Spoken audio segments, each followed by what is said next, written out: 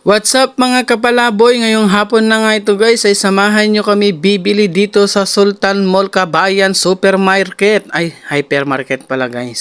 Ito ay napatanong ako sa isip ko, bakit nga ba hypermarket? Ayan ang hindi ko nga alam, bakit nga ba hypermarket ang pangalan ng mga nandito na grocery guys. Halos nga ayaw lumingon ng ating kaibigan guys dahil nahihiya ata sa kagapuhan niya. Ay sana all, gwapo na lang.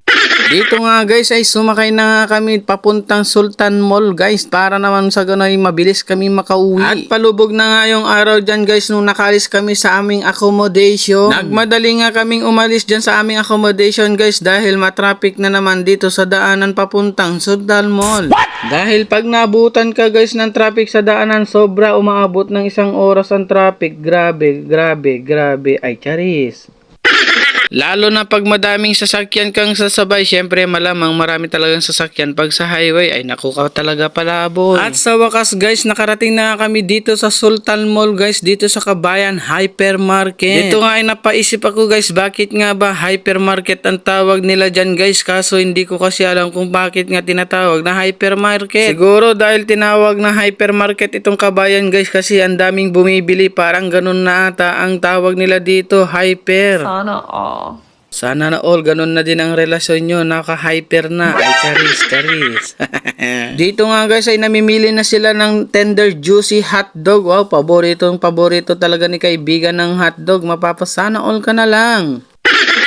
Pumunta nga muna kami dito guys sa ketchup section guys, o tomato sauce ang tinatawag nila dito. Ewan ko ba kung anong tawag dito guys, basta yun na yun, basta may sauce na may ketchup pa. Ay, charis. O, nakapamewang pa yung idol natin. Sana all, charis. At bumili na nga sila ng suka at toyo guys dahil naubusan na daw sila ng toyo at suka. Sana all naubusan ng toyo at suka. Toyo ay may toyo. What? Sadyang mapagbiro talaga tong idol natin na to guys. Grabe talaga makapagbiro to guys. Nakakabilib. Sana all. At napabili na lang ako dyan guys ng bigas dahil nga naisip ko wala na pala akong bigas na uubos na yung aking bigas. Bumili na nga ako ng 10 kilo dyan guys at syempre hiniram ko muna si kuya para makapag-video sa akin. Ay sana all, charis. Sabi ko nga lumingon ka muna idol para sa ganun ay makita ang kanyang kapugian. Ay sana all, pogi na lang. Diba? Charis. Syempre hindi tayo magpapatalo dyan guys, pogi pa rin tayo kasi tayo yung nagbibideo. Ay sana all, charis. Joke lang. Chicken asado, Oh. Chicken asado. Dito nga guys, lahat ng grocery ay may kanya-kanyang design pero halos sa Danube, halos magkaparehas lang sila ng design guys. Super nice.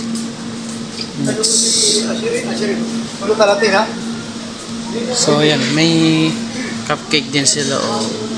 Dito lang yan guys sa Kabayan Supermarket sa Sultan Mall. Ayan, kompleto din po sila. Ayan, may finger. So, may Betty Ford din sila, mga sweet.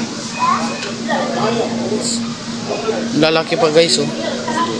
Patingin-tingin na lang muna tayo sa ngayon guys dahil low budget pa si Team Palaboy. Ay sana all, charis. Bumili na rin pala ako ng tubig ko dyan guys at hiniram ko muna yung ibang lahi para mag-cameraman sa akin. Sana all na lang nahihiram, charis. Pagkatapos nga namin namili ng kailangan namin na pang araw-araw dyan guys, syempre ayan dito na tayo sa cashier para magbayad. Oh, English na naman yun, kapalaboy, charis. Habang nagbabayad nga ako dyan guys ay nag-cameraman muna ang ating kaibigan. So, Sana all. walang pera. Kapal ng ano, no? Ng card. Card, oh. Kapal ng card. Hindi na, makapal ng card. Kapal. Taba pala yung mataba, ay yung makapal. What? Bye Kiale. Bye.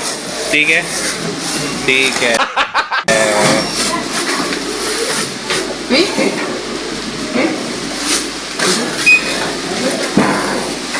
Guys, hindi ako na-decline, charis. Oh my God! Thank you. Siya yung cameraman natin guys. Sana all.